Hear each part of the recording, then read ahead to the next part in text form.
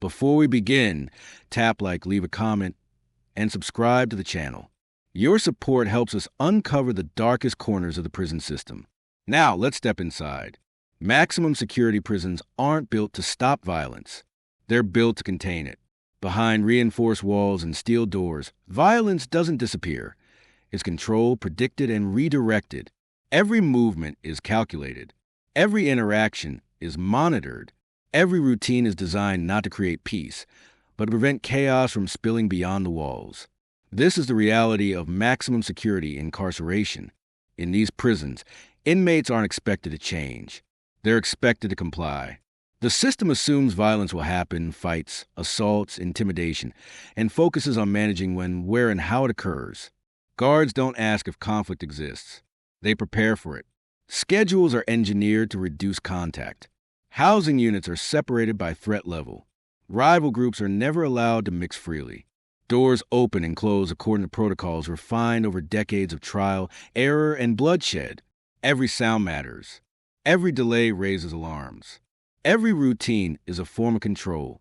For inmates, survival depends on understanding unwritten rules as much as official ones, knowing when to speak, when to stay silent, when to comply instantly, when to disappear into routine. Because in maximum security, violence isn't random, it's managed. This documentary goes inside America's highest security prisons to show how violence is controlled without ever being eliminated, how staff operate under constant tension, how inmates adapt to an environment designed to limit freedom at every level, and how the system functions when rehabilitation is no longer the primary goal. This is not about riots or sensational headlines. This is about the quiet, daily reality of a system built to keep the worst outcomes from happening, by assuming the worst will always be possible. Why maximum security prisons exist. Design, classification, and control. Maximum security prisons were not created because rehabilitation failed. They were created because control became non-negotiable. Long before modern prison reform debates, governments face a hard reality. Some inmates could not be housed safely within ordinary prison environments. Violence escalated. Guards were attacked. Other inmates were extorted, assaulted, or killed. Entire facilities became unstable.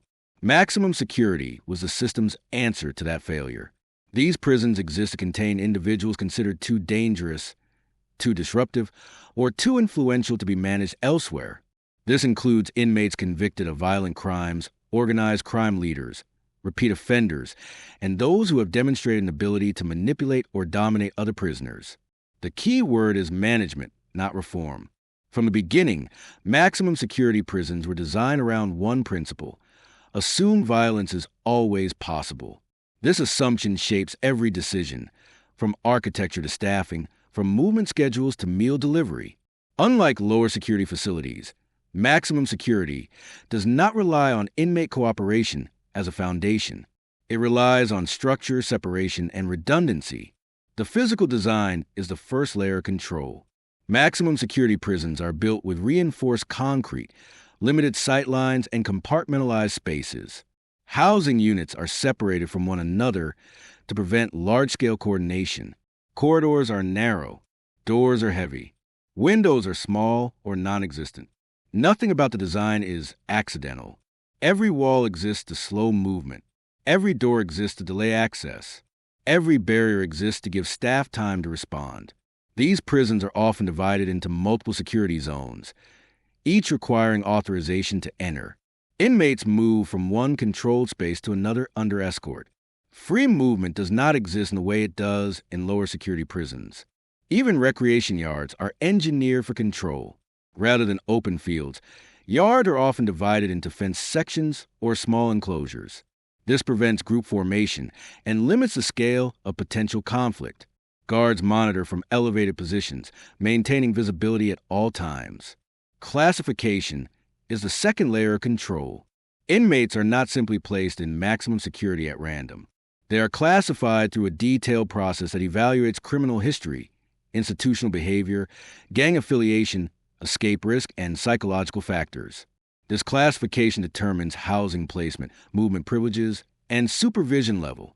An inmate may be placed in maximum security because of the crime itself, such as murder, terrorism, or violent assault.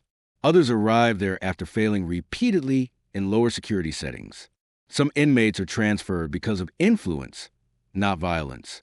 Organized crime figures, gang leaders, and inmates with a history of manipulation may be isolated not because they attack others directly, but because they direct violence through others. Maximum security disrupts that power. Once classified, movement between security levels is rare.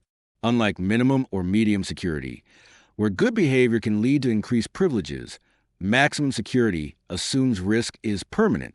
Improvement does not automatically translate to freedom of movement. This creates a different psychological environment. Inmates are not working toward release within the institution. They are working toward survival within restriction. Control systems form the third layer. Maximum security prisons operate on strict schedules that limit contact and predictability. Movement is staggered.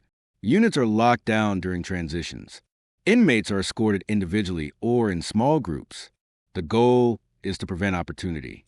Opportunity for assault. Opportunity for coordination. Opportunity for disruption. Counts occur frequently. Head counts are visual and verbal. Any irregularity triggers immediate response. This constant monitoring reinforces the message that nothing goes unnoticed. Technology supports this system. Surveillance cameras cover corridors, yards, and common areas.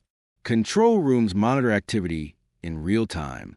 Electronic door systems allow staff to lock down sections instantly. Redundancy is built into everything. If one door fails, another locks. If one officer is delayed, another is positioned nearby. If one unit becomes unstable, others remain sealed.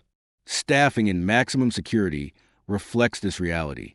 Correctional officers assigned to these prisons receive specialized training focused on de-escalation, restraint techniques, and emergency response. They are trained to recognize early signs of tension, changes in body language, silence where noise is expected, sudden compliance where resistance is normal. Officers do not rely on trust. They rely on procedure. Every interaction follows protocol. Escorts involve restraints. Searches are routine. Communication is brief and task-oriented. This does not mean constant violence. In fact, maximum security prisons are often quieter than people expect. That quiet exists because movement is limited and unpredictability is minimized.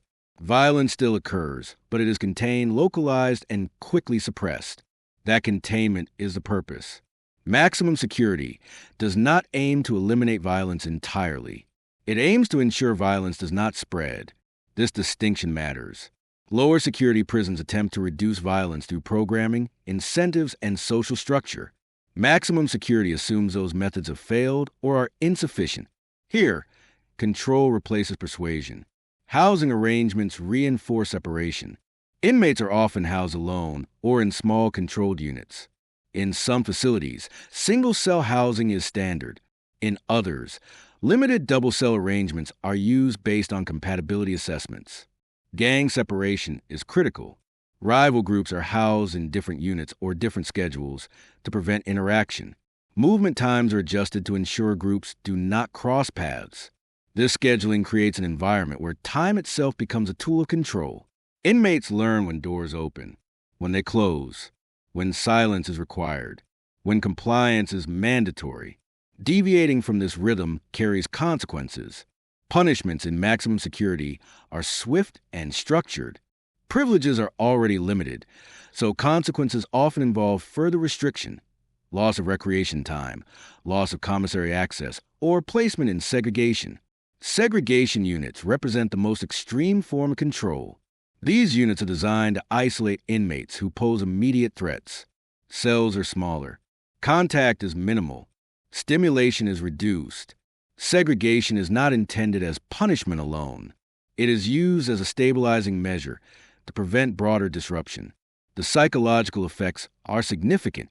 Extended isolation can cause anxiety, depression, and cognitive decline. Correctional systems acknowledge this risk, but often accept it as unavoidable when balancing safety. This is the core tension of maximum security. Safety versus humanity. Control versus rehabilitation. Maximum security prisons sit at the far end of the incarceration spectrum. They are not designed for transformation. They are designed for containment over long periods of time. This shapes inmate behavior. Survival strategies change. Reputation matters less than compliance. Aggression becomes calculated rather than impulsive. Silence becomes a form of protection.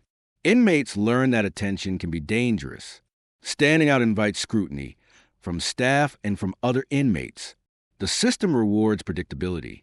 From the outside, this environment can appear harsh, even excessive. Critics argue that maximum security conditions exacerbate mental illness and reduce chances of reintegration.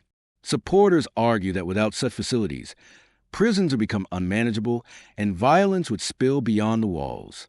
Both perspectives contain truth. Maximum security prisons exist because the justice system encountered individuals and situations that overwhelmed softer approaches. They represent the system's final line of control when all others fail. They are not places of hope. They are places of containment. And understanding why they exist is essential to understanding what happens inside them, how violence is predicted, redirected, and controlled rather than eliminated. Daily life inside maximum security, routine, tension, and survival in a maximum security prison. The day does not begin naturally. It begins when the institution decides it begins. Lights come on according to schedule, not sunrise. Doors unlock according to protocol, not need. From the moment inmates open their eyes, they are inside a system that controls not just where they go, but how they experience time itself. Daily life in maximum security is not chaotic. It is controlled to the point of rigidity. And that rigidity exists for one reason. Violence is always possible. The routine is designed to reduce unpredictability, because unpredictability is where assaults, riots, and escapes are born. Every hour follows a pattern refined by decades of incident reports, investigations, and institutional failures. Morning starts with count. Correctional officers move through housing units, visually confirming each inmate's presence. Inmates must stand or present themselves clearly. Silence is expected. Any delay, refusal, or confusion immediately raises suspicion. Counts happen repeatedly throughout the day, early morning, midday, evening, and night. These are not symbolic. They are the backbone of security. A single unaccounted inmate can trigger lockdowns affecting hundreds of people. After count, meals are delivered. In maximum security, food is not a social event. Meals are eaten in cells or in tightly controlled units. Movement to dining halls, if allowed at all, is staggered and supervised. Rival groups are never mixed. Escorts are constant. The act of eating is stripped of normal meaning. There is no choice, no conversation, no comfort. Meals exist to sustain the body, not to provide relief. The faster and quieter they are completed, the better the system functions. After meals, the day stretches into long periods of confinement. Most inmates in maximum security spend the majority of their time inside cells. Some facilities allow limited out-of-cell time for recreation or showers, but this time is carefully scheduled to avoid contact between incompatible groups. Movement is a risk. Every time a door opens, the system is exposed. Every escort requires planning, staffing, and backup. As a result, movement is minimized. When inmates are moved, they are often restrained. Handcuffs, waist chains, and leg irons are standard. Escorts are conducted by multiple officers. Commands are direct and non-negotiable. Compliance is not optional. For inmates, this creates a constant state of alertness. Even routine movement carries tension. A misstep, a misunderstood command, or an unexpected encounter can escalate quickly. This is where survival strategies emerge. In maximum security, survival is less about dominance and more about situational awareness. Inmates learn to read routines, recognize patterns, and anticipate changes. They pay attention to which officers are on shift, which units are locked down, and which days bring movement. Silence becomes a skill. Talking too much draws attention. Asking questions can be interpreted as resistance. Inmates who survive longest learn to blend into routine, to exist without being noticed. Recreation, when it happens, is not recreational in the normal sense. Yards are often small, enclosed spaces surrounded by fencing or concrete. Inmates may be alone or in carefully selected groups. Guards observe from elevated positions. Weapons are visible. The purpose of recreation is not freedom. It is pressure release. A short period of movement reduces tension just enough to prevent explosion. Too much freedom would invite conflict. Too little would increase psychological breakdown. Showers follow a similar logic. They are scheduled. They are supervised. They are time-limited. Privacy is minimal. Even personal hygiene becomes an institutional event. Throughout the day, officers monitor behavior. They watch for changes, sudden silence from normally loud inmates, agitation where calm is expected, compliance that feels forced. These shifts often signal brewing conflict. In maximum security, violence rarely erupts without warning. The system is designed to detect it early. When incidents occur, response is immediate and overwhelming. Tactical teams intervene quickly. Inmates are restrained. Units are locked down. The goal is not negotiation, it is containment. After an incident, routines tighten. Movement is reduced. Privileges are restricted. The system closes in until stability is restored. This teaches inmates a critical lesson. Individual actions affect everyone. This collective pressure discourages impulsive behavior. But tension never disappears. It lives beneath the surface, carried by the knowledge that violence is always one mistake away. Inmates live with constant vigilance, not just toward guards, but toward each other. Gang dynamics still exist, but they are muted. In maximum security, overt gang control is difficult to maintain. Separation, surveillance, and movement restrictions disrupt communication. Still, affiliations matter. Inmates know who belongs where. Rivalries do not vanish, they wait. This waiting creates psychological strain. Without normal outlets, anger turns inward or simmers quietly. Many inmates experience chronic stress, insomnia, and anxiety. Mental health issues are widespread. Mental health services exist, but they are limited. Treatment focuses on stabilization, not deep therapy. Medication is common. Long-term counseling is rare. The system prioritizes order over healing. For some inmates, isolation becomes the most damaging aspect. Single-cell housing or extended segregation removes nearly all human contact. Days blur together. Time loses structure beyond count and meals. Sensory deprivation alters perception. Inmates describe forgetting what normal conversation feels like. Others struggle with memory, concentration, or emotional regulation. Hallucinations are not uncommon after long periods in isolation. Yet segregation remains a core tool. From the institution's perspective, it is necessary. Removing highly disruptive individuals prevents broader violence. The harm to the individual is acknowledged, but accepted as the cost of safety. Correctional officers operate under similar tension. Their daily routine mirrors the inmates in rigidity, but with different stakes. Officers must remain alert, emotionally controlled, and procedural at all times. Fatigue is constant. Burnout is common. Officers learn not to relax. A moment of inattention can become a career-ending incident, or worse. Trust is minimal. Every interaction is filtered through training and experience. Relationships between officers and inmates are transactional. Respect exists, but it is conditional. Inmates who follow rules are treated predictably. Those who do not are isolated quickly. Despite the tension, moments of humanity occur. An officer may quietly ensure an inmate receives medication. An inmate may comply without resistance during a difficult escort. These moments are subtle, fleeting, and rarely acknowledged. The system does not encourage them, but they happen. As evening approaches, the prison grows quieter. Final movements are completed. Doors lock. Night counts occur. Lights dim, but never fully go out. Surveillance continues. For inmates, nights are often the hardest. The noise of the day fades, leaving only thoughts. Regret, fear, and anticipation resurface. Without distraction, the mind replays violence, both committed and witnessed. Sleep comes unevenly. Some inmates remain alert all night, listening for sounds that signal trouble. Others sleep lightly, waking at every noise. This is daily life in maximum security. Not constant chaos, not constant violence, but constant readiness. The system does not expect peace. It prepares for disruption, and so do the people inside it. How violence is managed, segregation, intelligence, and control tactics in maximum security prisons. Violence is not treated as an anomaly. It is treated as a certainty. The system does not ask if violence will occur. It asks where, when, and how to stop it from spreading.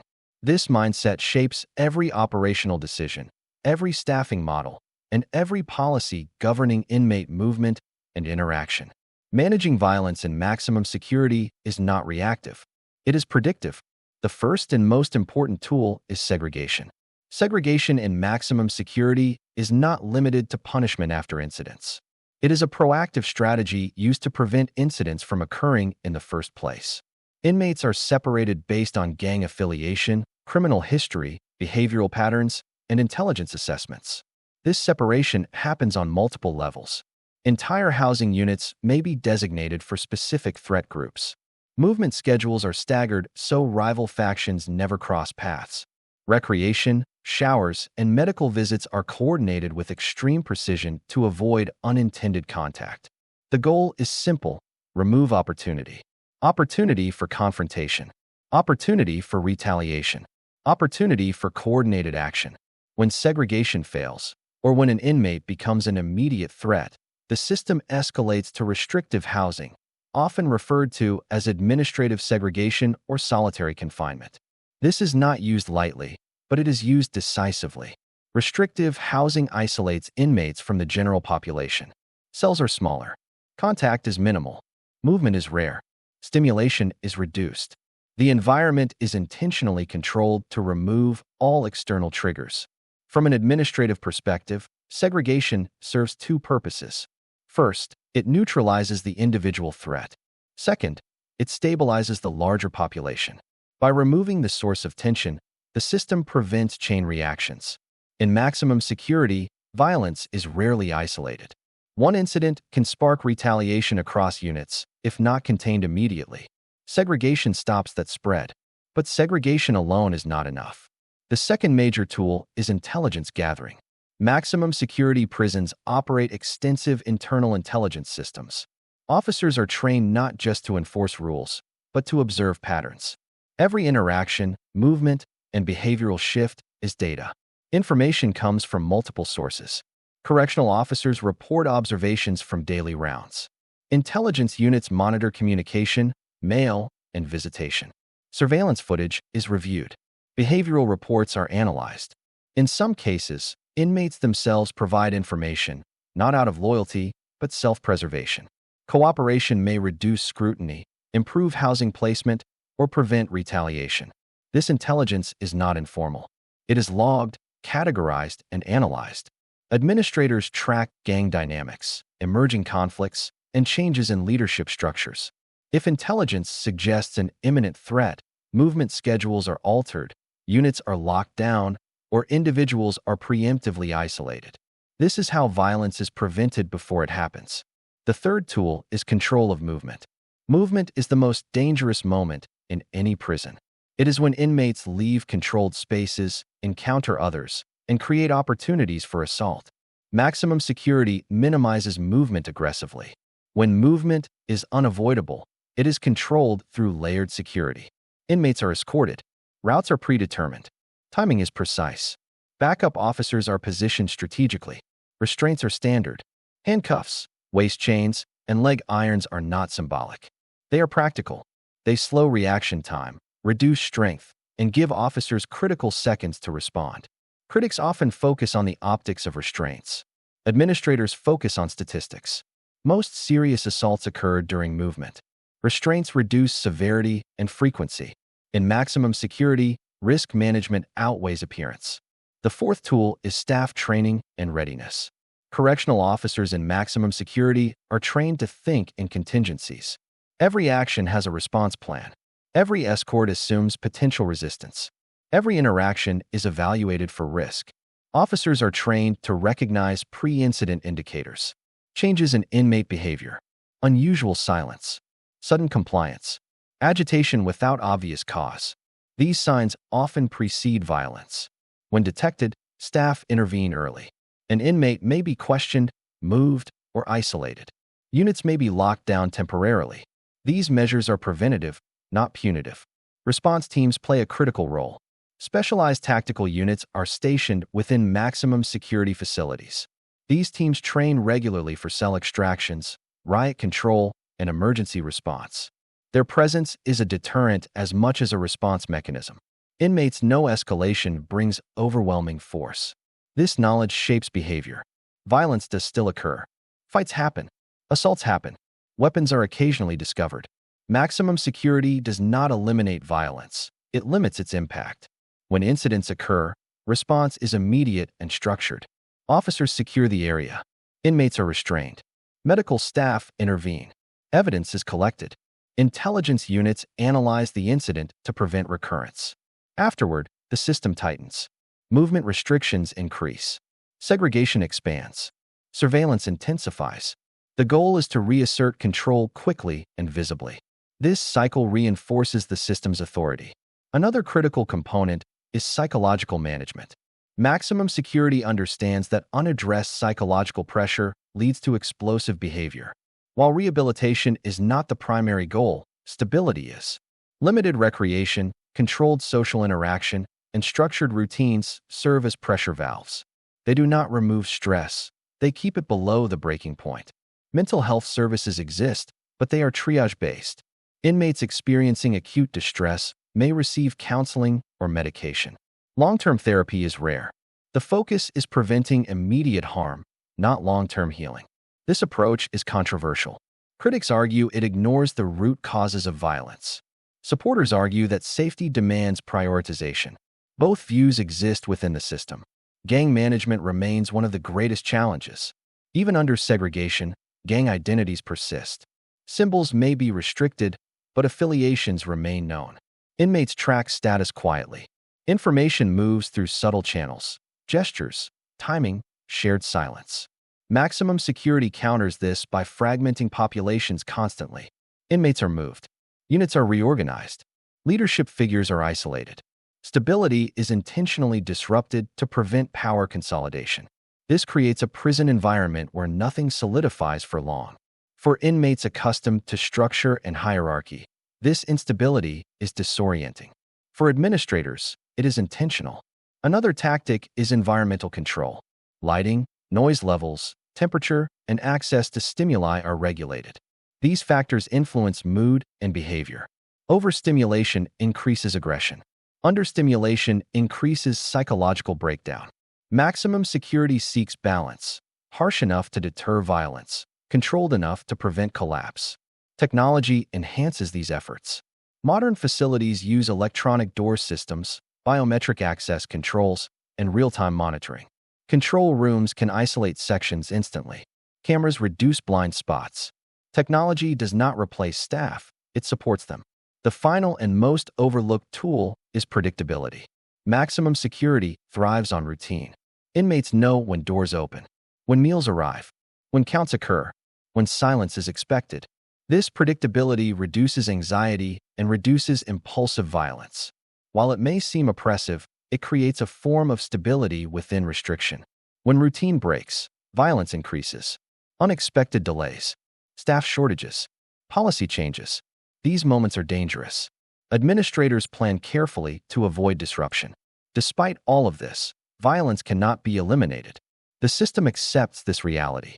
What maximum security does is contain violence, limit its spread, and prevent it from destabilizing the institution or reaching the outside world. This is the unspoken contract. Inmates accept control in exchange for survival. Staff accept stress in exchange for order. The system accepts imperfection in exchange for stability. Understanding how violence is managed reveals the true nature of maximum security. It is not about peace. It is about controlled tension, a balance maintained every day through structure, intelligence, and readiness. The psychological cost, isolation, adaptation, and mental survival. Maximum security prisons are built to control bodies, but their most profound impact is on the mind. From the outside, these facilities look like machines of steel and concrete, walls, doors, cameras, schedules. From the inside, they operate as psychological environments that reshape how people think, feel, remember, and respond to the world. This is not accidental. Maximum security does not merely restrict movement. It restructures cognition. The first psychological shock inmates experience is the loss of autonomy. In ordinary life, even under difficult circumstances, people make small choices constantly: when to speak, where to sit, how to spend an hour. In maximum security, those choices disappear almost immediately. Every decision is made by the institution. When to wake, when to eat, when to move, when to be silent. This loss of agency creates an immediate internal conflict. The human mind is wired to seek control. When control is removed, stress responses activate. Cortisol levels rise. Anxiety increases. Sleep patterns fracture. Over time, this constant low-level stress becomes chronic. For many inmates, the first months are the hardest. They struggle to adapt to silence that is not peaceful, but enforced. They struggle with time that does not move forward in recognizable ways. Days blend together because there are no markers, no weekends, no holidays, no variation. Time becomes flat. This flattening of time has a measurable psychological effect. Memory formation relies on variation and emotional contrast. When every day feels identical, memory degrades. Inmates report difficulty recalling when events occurred or whether they happened at all. Weeks collapse into a single mental blur. Isolation intensifies this effect. In maximum security, isolation is not always total solitude, but it is social isolation. Even when inmates are housed near others, interaction is restricted, monitored, or discouraged. Conversations are brief. Eye contact is risky. Trust is dangerous. Humans are social creatures. Depriving the brain of normal social feedback alters emotional processing. Facial expressions, tone of voice, casual interaction. These are how people regulate emotion and confirm reality. When those inputs disappear, the mind compensates. Some inmates begin talking to themselves. Others develop heightened sensitivity to sound. Some become emotionally numb, flattening their reactions to avoid pain. This emotional blunting is common. It is a survival mechanism. Feeling too much becomes dangerous in an environment where there is no healthy outlet for emotion. Grief, anger, fear, these emotions have nowhere to go. Over time, many inmates suppress them entirely. The cost of suppression is delayed. Emotions do not disappear. They resurface as depression, anxiety, irritability, or sudden outbursts that even the inmate cannot fully explain. Sleep disruption is another major factor. Maximum security facilities rarely offer true darkness. Lights dim, but they do not go out. Night counts interrupt rest. Noise carries unpredictably, metal doors, distant voices, alarms. Chronic sleep deprivation impairs cognitive function. Attention narrows. Impulse control weakens. Emotional regulation deteriorates. This increases the risk of both violence and psychological breakdown. Mental health issues that existed before incarceration often worsen. Anxiety disorders intensify under constant surveillance. Depression deepens in isolation. Trauma histories resurface in an environment that mirrors control, confinement, and threat. Even inmates without prior diagnoses are affected. Studies and institutional reports consistently show elevated rates of depression, panic attacks, paranoia, and hallucinations among inmates housed in long-term high-security conditions. Hallucinations are particularly associated with extended isolation. Inmates may hear voices, see movement that isn't there, or feel sensations without physical cause. These experiences are deeply unsettling and can erode an inmate's sense of reality. When inmates report these symptoms, responses vary. Some receive medication. Some are monitored. Some are placed in even more restrictive settings for their own safety.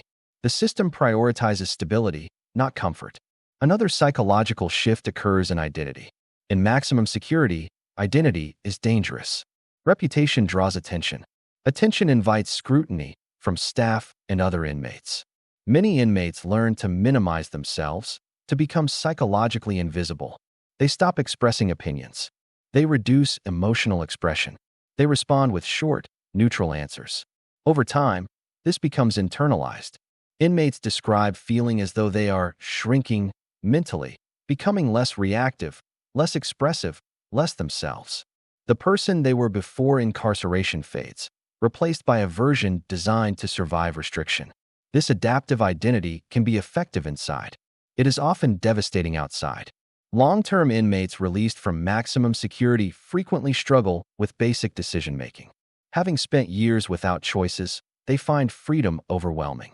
Simple options, what to eat, where to go, how to interact, can trigger anxiety. Social interaction becomes difficult. Conversation feels risky. Eye contact feels confrontational. Crowds feel threatening. Many former inmates report feeling more comfortable in controlled environments than in open spaces. This phenomenon is sometimes described as institutionalization. The prison becomes the frame of reference for reality. Inside maximum security, adaptation is necessary. Inmates develop coping strategies.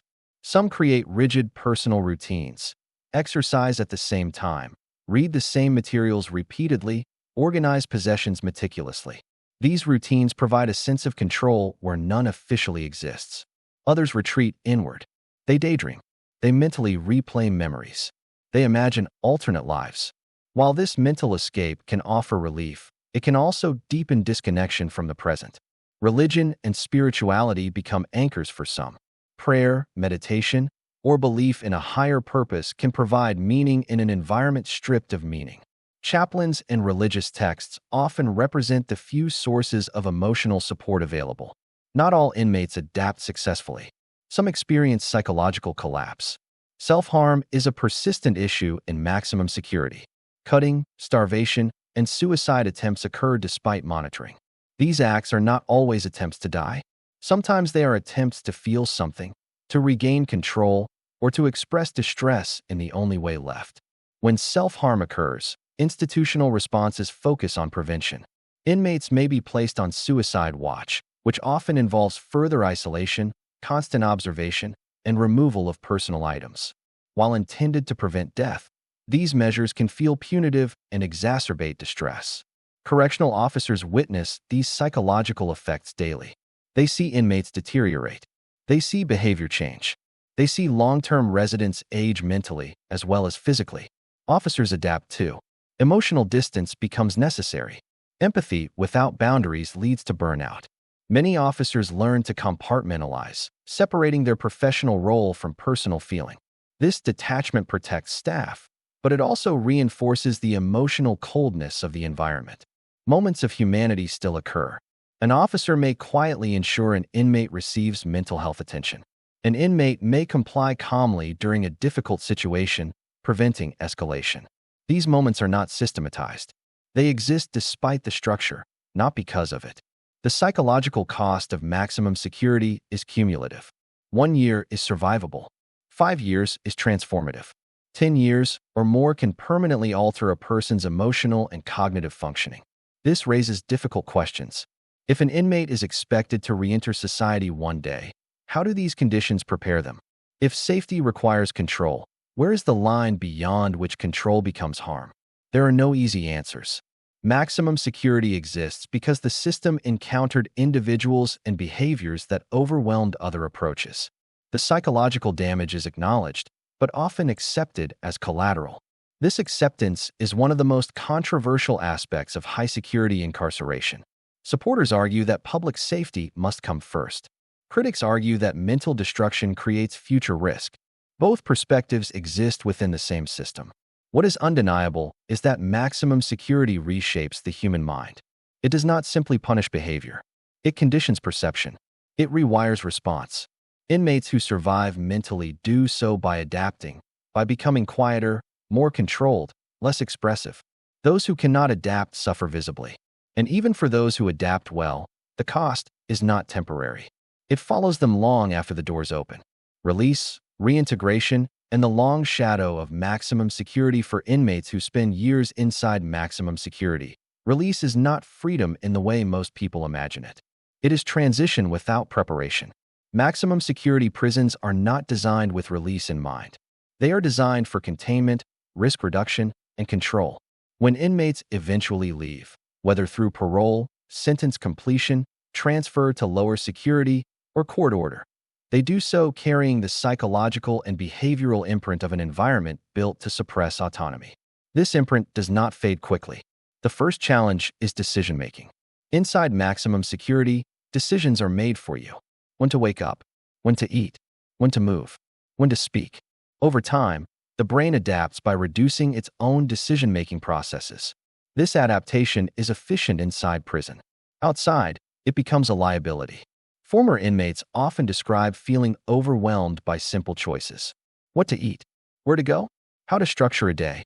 These decisions, trivial to most people, can trigger anxiety, paralysis, or frustration. The absence of structure feels less like freedom and more like instability. This phenomenon is sometimes called institutional dependence. It does not mean inmates want to return to prison. It means their nervous systems have adapted to predictability and control. Sudden freedom disrupts that equilibrium. Social interaction presents another barrier. Maximum security conditions discourage trust, emotional expression, and open communication. Inmates learn that vulnerability can be exploited and that silence is safer than engagement. These habits do not disappear at the gate. Former inmates often struggle to read social cues. Eye contact may feel threatening. Casual conversation may feel intrusive. Crowded spaces can trigger hypervigilance. Family reunions, expected to be joyful, can be emotionally complex. Loved ones have changed. Relationships evolved without the inmate. Children grew older. Dynamics shifted. Former inmates may feel like outsiders in their own families. Guilt compounds this. Guilt for absence. Guilt for missed milestones. Guilt for not knowing how to reconnect. Employment is another major obstacle. Many former maximum security inmates have limited work history, outdated skills, or gaps spanning decades. Employers may hesitate to hire individuals with violent criminal records. Even when opportunities exist, workplace environments require social adaptability that many former inmates lack. Simple expectations, initiative, collaboration, communication can be challenging after years of enforced compliance. Parole supervision adds another layer. Former inmates often leave prison under strict conditions: curfews, reporting requirements, restricted movement, and zero tolerance for violations. While intended to maintain public safety, these conditions can feel like an extension of incarceration. Any mistake carries consequences. This pressure can increase stress, particularly for individuals already struggling to adapt psychologically. Mental health issues often surface more intensely after release. Inside maximum security, emotions are suppressed to survive. Outside, those suppressed emotions resurface. Depression, anxiety, post-traumatic stress, and anger may emerge months or years after release. Without adequate mental health support, these challenges can lead to relapse into destructive behaviors, not always criminal, but self-destructive. Substance abuse becomes a risk. For some former inmates, substances offer temporary relief from anxiety, insomnia, or emotional numbness. This coping mechanism can spiral quickly, especially when combined with limited support and social isolation. Reintegration programs exist, but they are often insufficient. Some jurisdictions offer transitional housing, counseling, or job placement services. However, these programs are typically designed for general population inmates, not individuals shaped by years in maximum security. The unique psychological effects of long-term high-security confinement are rarely addressed directly. This creates a gap. A system that invested heavily in controlling violence invests far less in preventing its return through reintegration. Recidivism statistics reflect this imbalance. Former inmates released directly from maximum security environments face higher risks of reoffending, not necessarily because they intend to commit violence, but because they struggle to function in unstructured environments. This does not mean maximum security causes crime. It means containment without transition creates instability. For inmates transferred from maximum security to lower security facilities before release, outcomes are often better. Gradual exposure to increased autonomy allows the brain to adapt incrementally. But such transfers are not always possible. Some inmates remain classified as high risk until release. Others are released suddenly due to legal decisions or sentence completion. In these cases, the contrast between total control and sudden freedom is extreme. Communities receiving returning inmates face challenges as well. Fear persists. Stigma remains. Trust is difficult to rebuild. Even when former inmates want to change, communities may not be prepared to support them. This creates a cycle. Isolation leads to alienation. Alienation increases risk. Risk invites surveillance and restriction. The system responds with more control rather than more support. Correctional staff are aware of these issues. Many officers acknowledge that maximum security is effective at preventing violence inside prisons, but less effective at preparing inmates for life outside. However, Their role ends at the gate. They are trained to manage risk, not to manage reintegration.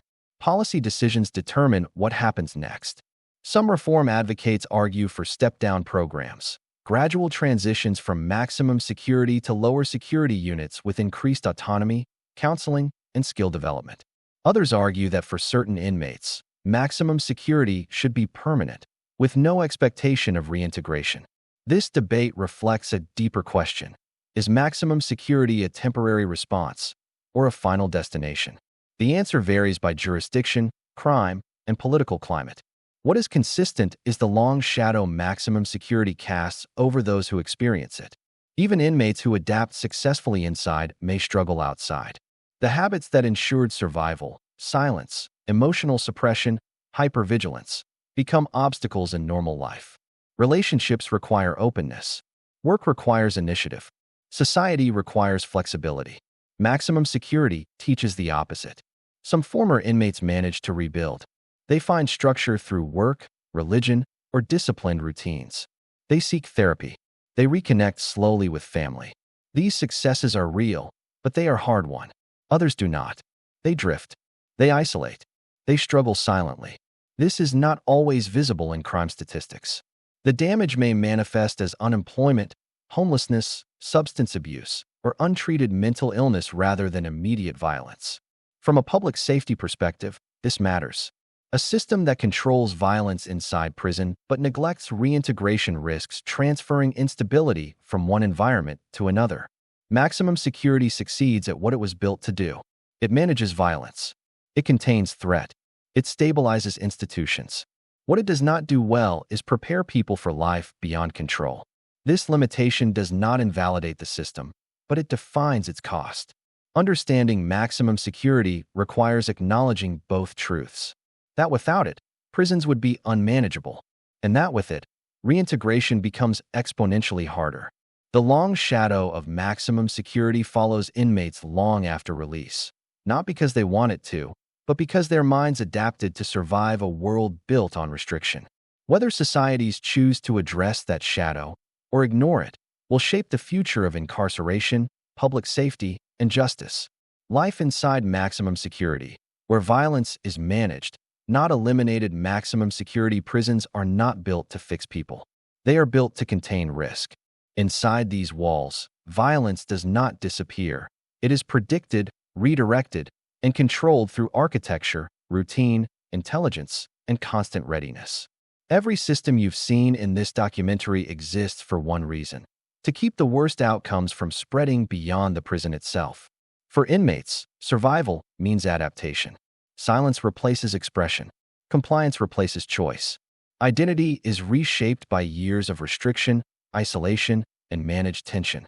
These changes do not end when a sentence does. They follow people long after release, shaping how they think, react, and exist in the outside world. For staff, maximum security is a daily balancing act. Prevent violence without provoking it. Maintain order without escalation. Enforce control without losing humanity. It is a system that works not because it eliminates danger, but because it assumes danger will always be present. And for society, maximum security represents a hard truth. Some environments exist not to heal, but to prevent collapse. The cost of that prevention is carried quietly by inmates, by officers, and by communities that eventually absorb the consequences. Understanding maximum security means understanding its limits. It keeps prisons stable. It keeps violence contained, but it leaves lasting marks on everyone inside. What happens next, whether through reform, reintegration, or continued reliance on control, will determine whether maximum security remains a necessary safeguard or becomes a permanent solution to problems it was never designed to solve. Thanks for watching. Like, share, and subscribe.